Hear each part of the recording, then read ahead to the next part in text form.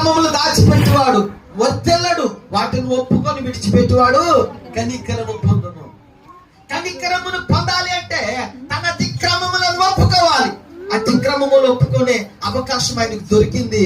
అంటున్నాడయ్యా, నన్ను దయచేసి నీవు జ్ఞాపకం తెచ్చుకోమని పశ్చాత్తాపముతో కూడిన ప్రార్థన చేస్తున్నాడు దొంగ దేవుని బిడ్డారా. యేసు ప్రభు గారు తన పశ్చాత్తాపమునకు ఏమన్నా తెలుసా? అక్క జిల్లా యేసు ప్రభు ఏమన్నాడు తెలుసా?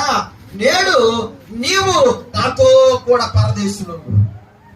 ఏమన్నాడంటే యేసు ప్రభు, నేడు నీవు నాతో కూడా పరదేశులు ఉంటావని ప్రభు చెప్తున్నాడు. ప్రభు నందు ప్రియ దేవుని సంగమా, ఈ మధ్యాహ్నకాల సమయంలో నేడు నీవు దేవునితో ఉండాలి అంటే, నేను దేవునితో ఉండాలి అంటే, మనము దేవునితో ఉండాలి అంటే, మన గ్రామము దేవునితో ఉండాలి అంటే, మన సంఘము దేవునితో ఉండాలి అంటే మనము మోకరించి ప్రార్థన చేయాలి.